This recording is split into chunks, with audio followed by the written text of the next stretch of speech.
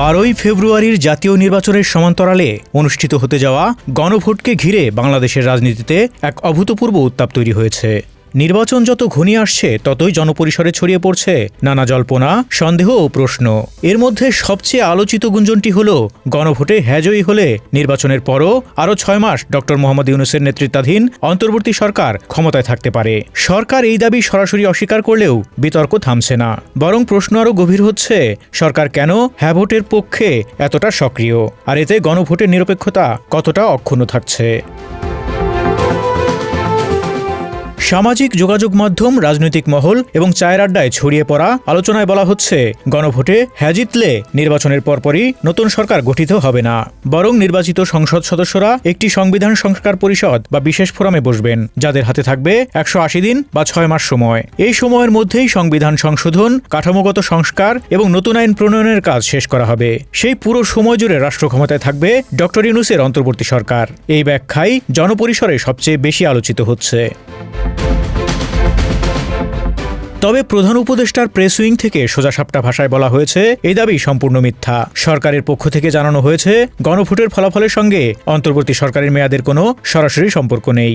নির্বাচন শেষে সাংবিধানিক প্রক্রিয়া অনুযায়ী ক্ষমতা হস্তান্তর হবে, কিন্তু সরকারিভাবে অস্বীকার করা হলেও প্রশ্নটি যেহেতু জনমনে ঢুকে পড়েছে, তাই তা আর সহজে উড়িয়ে দেওয়া যাচ্ছে না। এই বিতর্কের মধ্যেই সরকার কেন হ্যাঁ ভোটের পক্ষে এতটা মরিয়া, সেই প্রশ্ন সামনে এসেছে। প্রধান উপদেষ্টা ডক্টর মোহাম্মদ ইউনূস জাতির উদ্দেশ্যে দেয়া ভাষণে স্পষ্ট ভাষায় বলেছেন, হ্যাঁ ভোট মানে নতুন বাংলাদেশ গড়ার চাবি এখন জনগণের হাতে। তার বক্তব্যে জুলাই অভ্যুত্থানের কথা বারবার ফিরে এসেছে। সরকারের ব্যাখ্যায়, জুলাই অভ্যুত্থানের মাধ্যমে যে পরিবর্তনের আকাঙ্ক্ষা সৃষ্টি হয়েছে তা যদি আইনি ও প্রাতিষ্ঠানিক রূপ না পায়, তাহলে সে আন্দোলনের অর্থই ব্যর্থ হয়ে যাবে।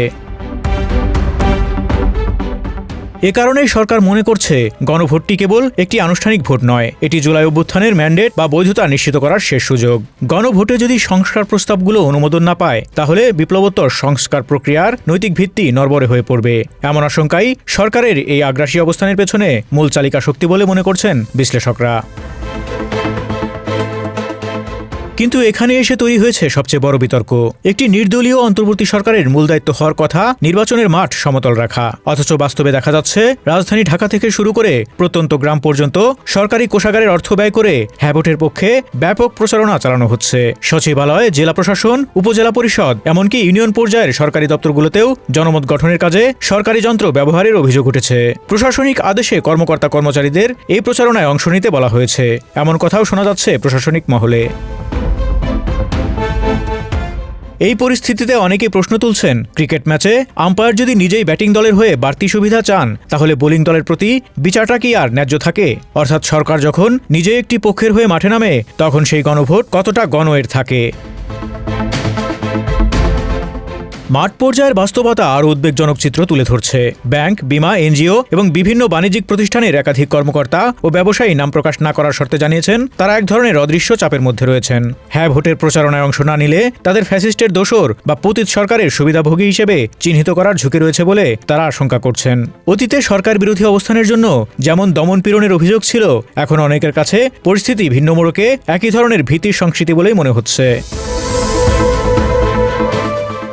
রাজধানীর কোনাপাড়ার এক মার্কেট কমিটির সভাপতির ভাষায়, 1000 কোটি টাকার বিনিয়োগ ঝুঁকিতে ফেলার মতো সাহস তাদের নেই। ব্যবসা, জানমাল ও প্রতিষ্ঠানের নিরাপত্তা নিশ্চিত করতেই অনিচ্ছা সত্ত্বেও তারা সরকারের স্রোতের অনুকূলে গা ভাসাচ্ছেন। ফলে প্রশ্ন উঠছে, এই পরিবেশে জনগণের মতামত কতটা স্বতঃস্ফূর্ত থাকবে? এই গণভোটে জনগণ আসলে কিসের উপর হ্যাঁ বা না বলবে, সেটিও স্পষ্ট করা জরুরি। নির্বাচন কমিশন সূত্রে জানা গেছে, ব্যালটে মূলত জুলাই জাতীয় সনদ বাস্তবায়ন আদেশ 2025 এবং সংশ্লিষ্ট সংস্কার প্রস্তাবগুলোর অনুমোদন চাওয়া হবে। এর মধ্যে রয়েছে নির্বাচনকালীন তত্ত্বাবধায়ক সরকার ব্যবস্থা পুনর্বহাল, জাতীয় সংসদকে দ্বিকক্ষ বিশিষ্ট করা, প্রধানমন্ত্রীর ক্ষমতার সীমা নির্ধারণ এবং একজন ব্যক্তি সর্বোচ্চ 2 মেয়াদ বা 10 বছরের বেশি প্রধানমন্ত্রী না থাকার বিধান। পাশাপাশি বিচার বিভাগের পূর্ণ স্বাধীনতা, সংসদে নারী প্রতিনিধিত্ব বৃদ্ধি এবং বিরোধী দল থেকে ডেপুটি স্পিকার নির্বাচনের মতো গুরুত্বপূর্ণ বিষয়ও এতে অন্তর্ভুক্ত। সরকার ও নির্বাচন কমিশনের যুক্তি হল এই কাঠামোগত পরিবর্তনগুলো ছাড়া ভবিষ্যতে আবারও কোনো স্বৈরতান্ত্রিক শাসকের উত্থান ঘটতে পারে, তাই তারা জনগণের কাছ থেকে এসব সংস্কারের আইনি বৈধতা চাইছে। নির্বাচন কমিশনার আব্দুর রহমান এল মাসুদের মতে, যেহেতু এই সংস্কার প্রস্তাবগুলোর উদ্যোক্তা সরকার নিজেই, তাই তাদের পক্ষে কথা বলা আইনত আপত্তিকর নয়। তার ভাষায় এটি কোনো প্রার্থীর পক্ষে প্রচারণা নয়, বরং রাষ্ট্রের ভবিষ্যতের পক্ষে অবস্থান।